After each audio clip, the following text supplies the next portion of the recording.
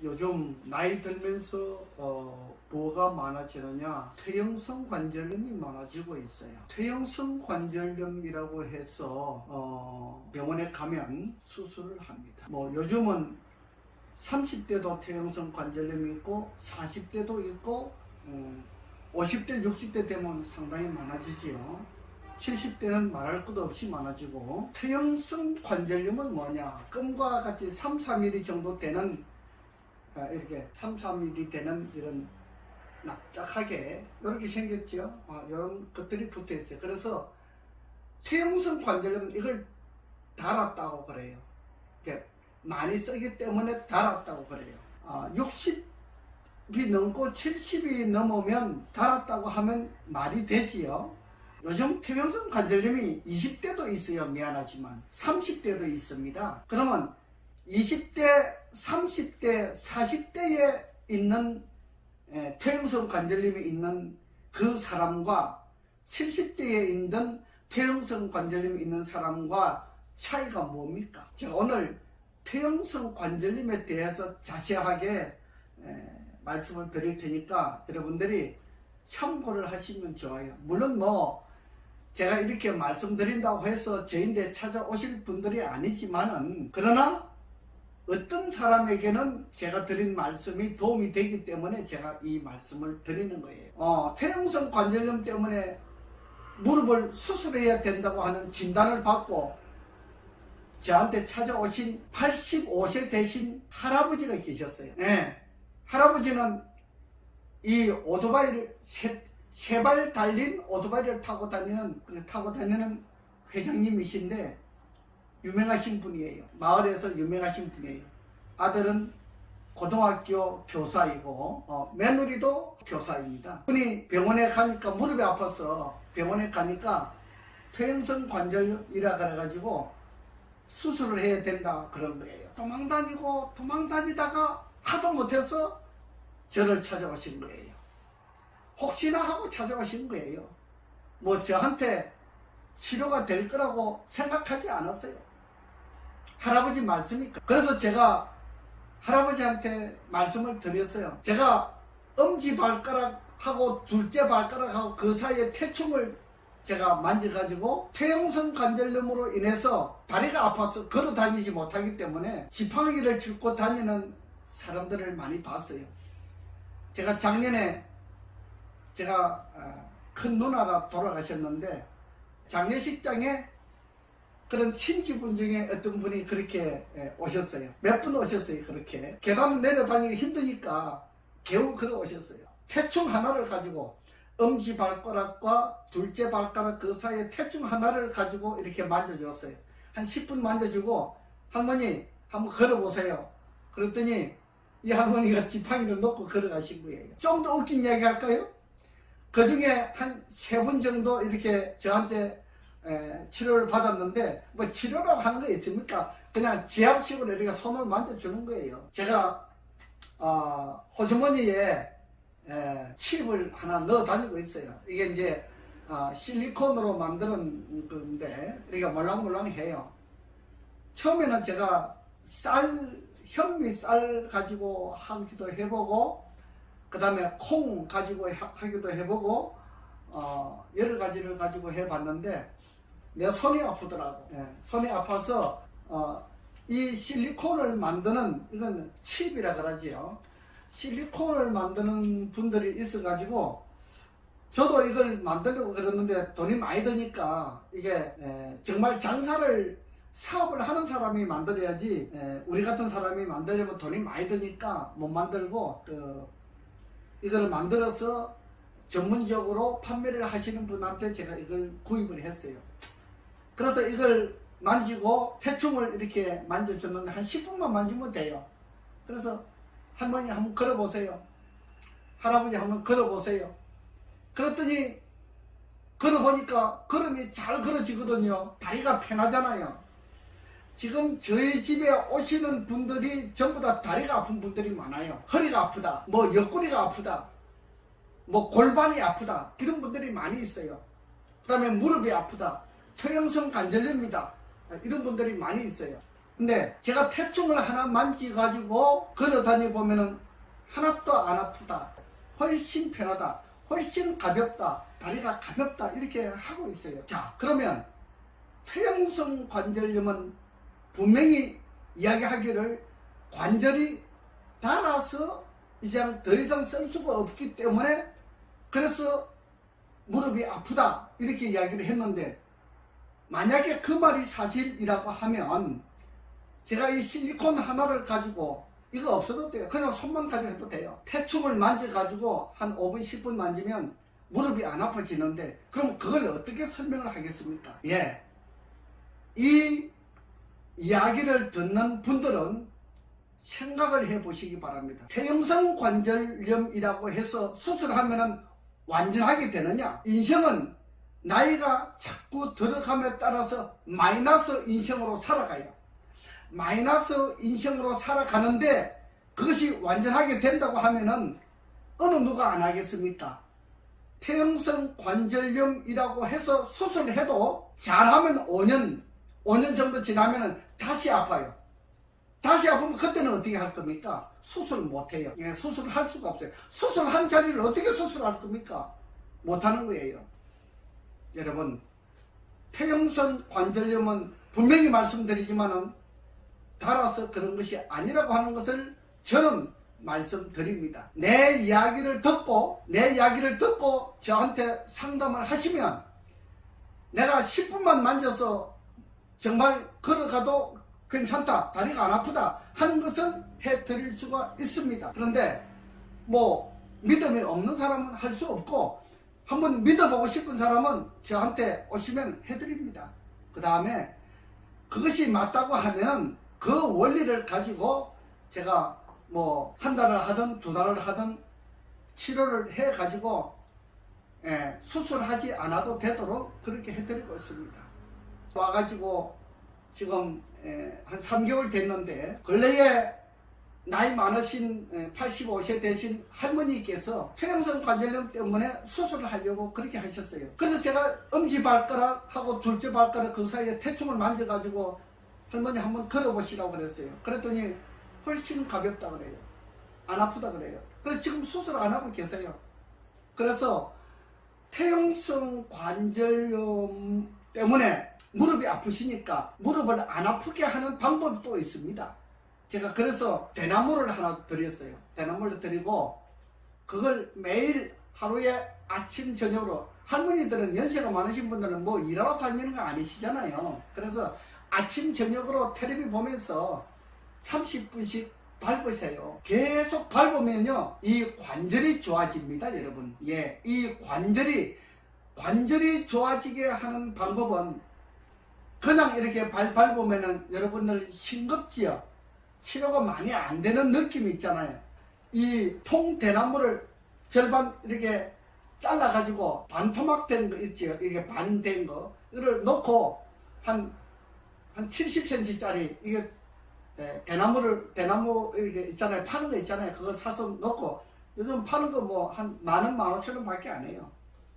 그걸 계속 텔레비 보면서 이렇게 밟으시면 돼요. 이렇게 계속 밟으면 30분씩, 하루에 30분 이상 아침 저녁으로 2번만 밟으면 퇴행성 관절염이 없어집니다. 퇴행성 관절염이 없어져요. 또 하나 방법이 있어요. 스포츠 댄스 할 때 우리가 기본 동작 배우는 거 있잖아요. 이렇게 걸어가는 거 기본 동작 배우는 거 있지요. 기본 동작을 잘 하면요 퇴행성 관절염이 없어집니다. 미안하지만. 자, 퇴행성 관절염은 없어졌기 때문에 수술해야 된다 그러는데 어떻게 이런 치료 방법이 있느냐, 살아나느냐, 이걸 지금 이야기하고 있잖아요. 분명히 말하지만은 퇴행성 관절염은 다른 것이 아닙니다. 감기가 전염병이 아닌 것처럼 감기는 얹혀가지고 감기잖아요. 얹혀가지고 머리가 아프고 배가 아프고 콧물 눈물이 나고 하는 것이 감기예요. 얹힌 거예요. 뭐 의학을 하는 사람들은, 많은 사람들은 뭐 전염이 된다 이렇게 이야기를 해요. 왜? 이 코로나 바이러스처럼 전염이 되는 줄 알아요. 코로나 바이러스 같은 그런 종류 아닙니다. 그와 마찬가지로 퇴행성 관절염은 우리가 물론 다리를 무리하게 사용하기 때문에 다리가 아픈 것은 있어요. 그건 맞아요. 그리고 나이 들어감에 따라서 왜 퇴행성 관절염이 생기느냐, 이거 분명히 아셔야 돼요. 여러분, 밥을 두 끼 먹는 사람은요, 밥을 두 끼를 먹게 되면은 우리 몸에 분이 흡수가 안 되는데 가장 흡수가 잘 안 되는 곳이 어디냐? 무릎이에요. 무릎, 다리예요. 나이가 들어감에 따라서 혈액순환이 잘 안 되는 사람들이 많아요. 어디가? 다리가 혈액순환이 잘 안 돼요. 그럼 잘 돼요. 손과 팔은 잘 되는데 다리가 순환이 잘 안 돼요. 그래서 저한테 와서 BRT 마사지를 받아보시는 분 중에서 이렇게 다리를 마사지 해보면 감각이 없는 분들이 많이 있어요. 실제로 보면은 50%는 감각이 없어요. 세포 조직이 죽어가고 있다 이 말이에요. 밥을 두 끼 먹으면 세포 조직이 죽어가요. 그래서 밥을 두 끼 먹으면 퇴행성 관절염처럼 무릎이 아파요. 무릎이 아픈 사람은 밥을 반드시 3끼를 먹어야 돼요. 그 다음에 밥을 두 끼 먹으면 또 어떤 현상이 생기느냐, 여러분 몸에 피부병이 있잖아요. 가려움병, 피부병, 이런 병들이 많이 생기는데, 그 다음에 불면증 있는 사람들이 밥맛이 없어서 밥을 잘 안 먹어요. 밥을 두 끼를 먹습니다. 그렇게 밥을 두 끼를 먹다 보니까 여러분들 아무런 이유가 없는데 무좀이 생긴다, 섭진이 생긴다, 이거는 전부 다 밥을 두 끼 먹어서 그래요. 그 다음에 엄지발가락이 이렇게 돌아가요. 이렇게 돌아가지요. 오른 발가락은 오른쪽으로, 왼 발가락은 왼쪽으로, 엄지발가락이 이렇게 돌아가요. 돌아가는 것은 왜 돌아가는지 아십니까? 돌아가는 것은 잠이 부족한 사람은 돌아갑니다. 밤잠을 최소한 6시간 내지 8시간 자는 사람은 몸이 정상적으로 건강해요. 근데 잠을 하루에 3시간 4시간 밖에 못 잔다 그러면요, 이 몸 전체가, 얼굴 전체가 마치 사람이 바짝 말란 모습으로 변화가 생기는 겁니다. 얼굴이 이렇게 정상적인 것 같은데 자신은 그걸 잘 몰라요. 제가 보면 그것이 나와요. 바짝 말른 것처럼 개구리 있잖아요. 개구리를 얼굴이 바짝 말라 들어가는 모습이 나와요. 잠이 부족하면 그렇게 되는 거예요. 그래서 잠이 부족하면 또 어떤 현상이 생기느냐, 응고가 된다 그러잖아요. 여러분들 목, 어깨가 많이 아프신 분들, 뭐 우연히 그냥 자꾸 목, 어깨가 자꾸 아프다 하시는 분들은 잠이 부족한 사람이에요. 잠을 충분하게 자주면요, 목, 어깨가 안 아파요. 그 다음에 밥을 3끼 먹으면 목, 어깨가 안 아픈데 밥을 2끼 먹으면 목과 어깨가 아파요. 이상한 논리지요. 이거는 정확한 진리입니다. 이것을 잘 습득하고 따라 하시면은 여러분들이 가지고 있는 질병 50%는 치료할 수가 있어요. 저한테 오지 않아도 돼요. 밥 먹는 거 잘하고 잠자는 것만 잘해도 50%는 치료가 되는 거예요. 우리에게 여러 가지 병들이 많아요. 나이 들어감에 따라서 자꾸 몸이 가렵다, 뭐 알레르기 생긴다, 뭐 두드러기 생긴다, 이런 분들, 그 다음에 잠이 부족한 거예요. 그런 현상이 있어요. 그 다음에 나이가 자꾸 들면서 그 다음에 뭐가 많이 생겨요? 눈병이 많이 생겨요.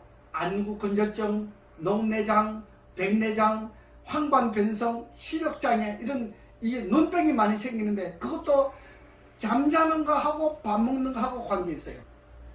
매우 깊은 관계가 있어요. 그래서 밥을 제때 3끼를 먹어야 돼요. 밥을 제때 잘 먹고 잠을 제때 잘 자는 사람은 병을 예방할 수가 있고, 또 혹시 병에 걸렸다 할지라도 이 규칙을 잘 지키면 치료할 수가 있어요. 자신이 스스로 치료할 수가 있어요. 저를 찾아오지 않아도. 오늘은 제가 관절염에 대해서 말씀을 드리잖아요. 퇴행성 관절염에 밥을 3끼 먹지 아니하면 퇴행성 관절염이 온다고 하는 이야기를 하다가 보니까 제가 다른 생각이 나서 말씀을 드리는 거예요. 그 다음에 퇴행성 관절염이 오고 다리가 아프고 몸이 아프다. 여러분, 술, 담배를 먹으면 안 돼요. 술, 담배, 커피를 먹으면 안 되는 거예요. 술, 담배, 커피는요, 예를 들어서 커피 한 잔이 우리 몸속에 들어갔다. 그 커피를 그 커피 한 잔을 씻어내기 위해서 물을 얼마나 많이 먹어야 되느냐. 페트병이 있잖아요. 10병을 먹어야 20리터죠. 30병을 먹어야 60리터죠. 60리터의 물을 먹어야 커피 한 잔을 먹은 것을 씻어낼 수가 있어요. 얼마나 몸이 독하게 만드는 건지 몰라요.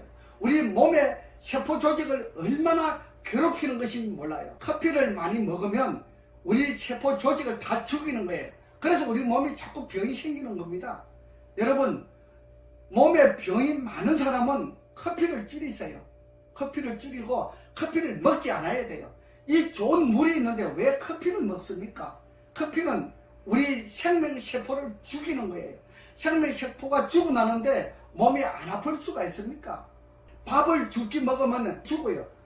그래서 얼굴이 자꾸 작아지는 거예요. 이렇게 밥을 2끼 먹거나 1끼 먹는 사람은 작아지는 거예요. 다른 한 끼는 과일만 가지고 식사를 한다. 아무 소용이 없어요. 예, 과일이 아무리 영양가가 많아도 밥은 반드시 있어야 돼요. 건강관리를 잘 하고 싶으면 밥을 10끼 먹어라. 그 다음에 잠을 제때 자야 돼요. 잠을 안 자는 사람은 생명세포가 죽어나는 거예요. 생명세포가 죽으면 뭐예요? 피가 죽으면 암덩어리가 되는 거예요. 피가 죽으면 혈액 암이 된다 이 말이에요. 잠이 부족한 사람은 혈액 암이 되는 거예요.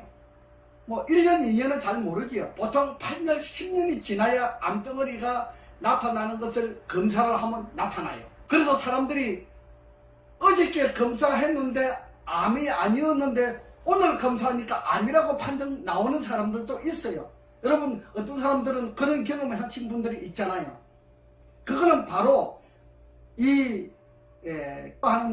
검사는 그 시스템 속에 포함이 될 때 그때 나타나는 거예요. 그러나 암이 만들어지기 전에 우리 생활 습관을 잘 측정하고 체크하게 되면은 그걸 예방하고 바르게 고칠 수가 있는 겁니다. 여러분, 제가 오늘 퇴행성 관절염에 대해서 이야기를 하는데 혈액암까지도 이야기하고 눈병까지 이야기하고 피부병까지 다 이야기하고 있잖아요.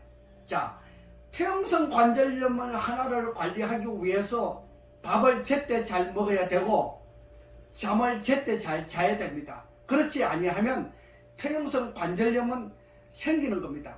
퇴행성 관절염은 누가 붙인 이름이냐? 이 의학을 하는 사람들이 붙인 이름이에요. 왜? 퇴행성 관절염을 치료할 능력이 없으니까 수술하라. 그래서 수술해가지고 먹는 사람들이 퇴행성 관절염이라고 하는 이름을 만든 거예요. 퇴행성 관절염이라고 하는 것은 없는 겁니다. 이 세상에 퇴행성 관절염은 없는 겁니다. 그 이름을 붙인 사람들은 의학을 하는 전문가들이 수술을 해가지고 돈을 벌어 먹기 위해서 만들어 놓은 용어예요. 잘 알아셔야 돼요. 그래서 의사 말을 잘 듣는 사람은 의사 말대로 살다가 빨리 죽어요. 병을 고치지 못하고 죽어요. 그러나 우리가 의학 공부를 한 사람들이 병원에서만 근무하는 것은 아니잖아요. 개인적으로 근무하는 사람들도 있어요. 개인적으로 치료하는 사람들도 있어요. 그런 사람들의 말을 잘 들으면 대체의학요법으로 우리가 그 이야기를 잘 해드리고 있는 겁니다. 이것을 잘 가다마 듣고 이것을 잘 순종하면 좋은 결과를 가질 수가 있는 겁니다. 오늘은 퇴행성 관절염에 대해서 말씀을 드렸습니다.